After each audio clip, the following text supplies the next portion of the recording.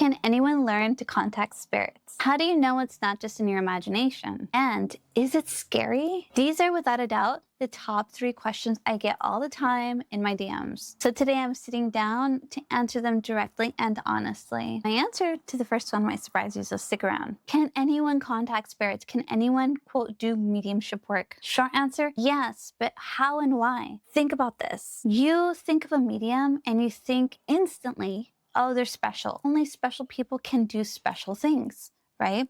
And let's break it down. My first thought of spirit work is a priest. I was raised Catholic, and they talk about spirit and death, and they have candles for people who have died in the church, and it's so beautiful. Every Sunday we would go to church, we would listen to this holy man speak. Then we think everything has to go through him. I remember my mom coming to me being like, oh, we got to bless the house.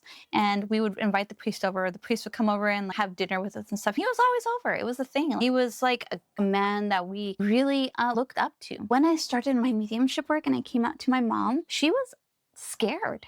She thought it was dangerous for me. I had to tell her, Mom, I'm just connecting to spirit. I have a spirit. You have a spirit. Why can we not connect to other spirits through our spirit?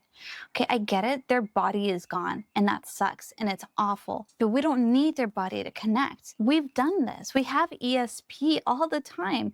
We know when somebody's going to call, especially for all of you 90s kids or older. We didn't have phones that had names before.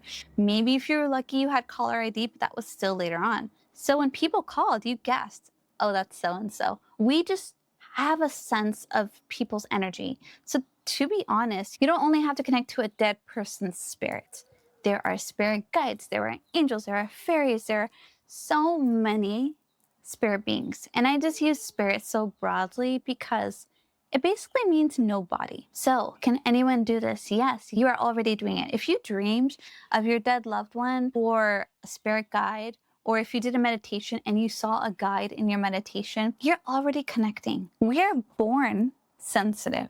Our ancestors did it naturally. They had a whole story. When you die, you become the stars and you watch over us. And it's just so sad that it's just been erased over the years. Yes, anyone can do spirit connection. That's why I'm so loud about it. Come, connect. It's really nice over here. Come swim over here.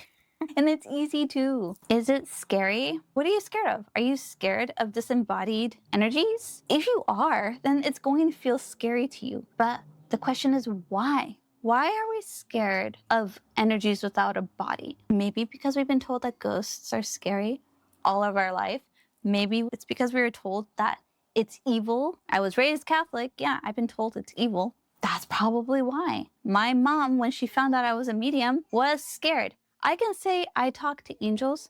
That's okay. All the Doreen Virtue stuff, the angel books, that's okay. Look at her now, right?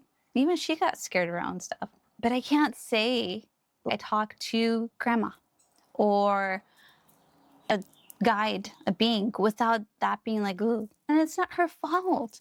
She's been told it's evil. She's just worried for my soul. So I have a lot of compassion for her. And I had to tell her, it's like, Mom, look at the stuff that I'm posting online. There's nothing evil about it. It's okay. I am not an evil person. Look at how I am. So no, connecting to spirit is not evil. You've been told it's evil, again, to control you. And how do you know if it's your imagination or if it's real? This one's hard. This is a tough one. Okay, let's think about it. When you were a little kid, you felt something or you saw something. Little kids constantly say, somebody was in my bedroom, somebody's in my closet, somebody's under my bed. Okay, your parents come in, there's nothing here. It's all in your head. It's all in your imagination. I know as a little kid, I would constantly see a clown, what I thought was a clown, in my closet. Mom would come in, nothing there, you're okay. That was the end of it. It's my fault. I was wrong. What I saw was wrong. What I felt was wrong.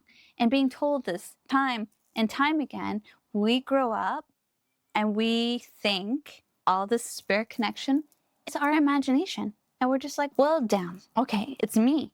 I'm crazy. I'm just crazy. So yeah, when you equate your connection to crazy, that's all you're going to believe. So it's not your imagination because it happens so often, because it feels good when you see it because it gives you a physical reaction, because maybe somebody else sensed it or felt it or saw it too. So it's not all in your head. You got this. And for anyone just starting, my 5-day Spirit Connection Challenge is so helpful. I'm gonna leave the link down below. It's absolutely free. And it's truly the best first step to connecting with spirit. Check out the link for the guided circle also down below. But if you're ready for direct guidance on developing and strengthening your gift, remember your sensitivity is not a weakness, it's a strength. Spirit is calling. Will you answer the call?